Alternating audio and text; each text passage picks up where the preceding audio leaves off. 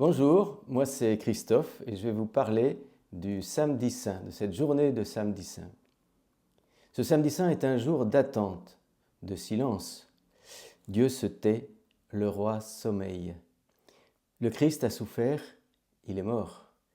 Il repose dans un tombeau, il ne se passe plus rien, sauf un événement qui reste invisible. Le Christ visite les enfers.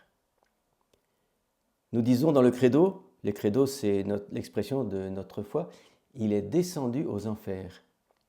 Il annonce aux âmes des décédés sa prochaine résurrection, sa victoire sur la mort.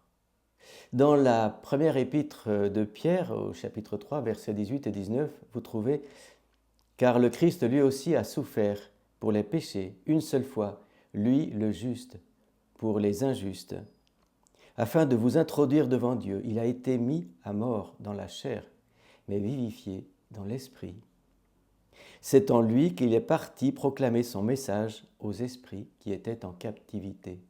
Et un peu plus loin, au chapitre 4, verset 6, vous trouvez « C'est pour cela que l'évangile a été annoncé aussi aux morts, afin que, jugés selon les hommes dans la chair, ils vivent selon Dieu dans l'esprit. » En visitant les enfers, le Christ nous révèle trois vérités.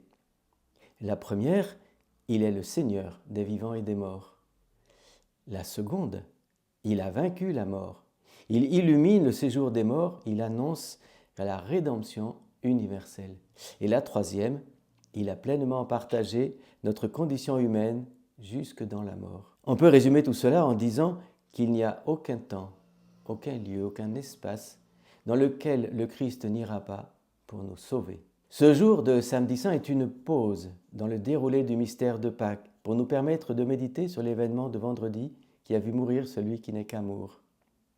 Le samedi est aussi le jour de Marie, la mère de Jésus. Elle est le modèle de l'attente confiante. Les disciples sont dans le trouble, la peur, l'incompréhension. Mais Marie reste dans l'espérance, elle reste debout, comme elle a été debout au pied de la croix. Saint Jean-Paul II, dans une homélie de l'an 2000, disait « Après le drame du calvaire, l'humanité entière est plongée dans un grand silence. C'est le jour de l'attente. Le jour de l'espérance, la mère garde la foi dans son cœur. La flamme de la certitude dans la résurrection continue de brûler. » Et moi, comment vais-je marquer ce jour? Je vais éviter le bruit, pas de bavardage futile, pas d'agitation inutile. Je passerai la journée avec Marie. Et dans la fin d'après-midi, je préparais le feu pascal en me souvenant que l'annonce de la résurrection va commencer ce soir, à cet endroit. Amen. Et je vous donne rendez-vous pour la veillée des vigiles pascales à 21h le samedi soir.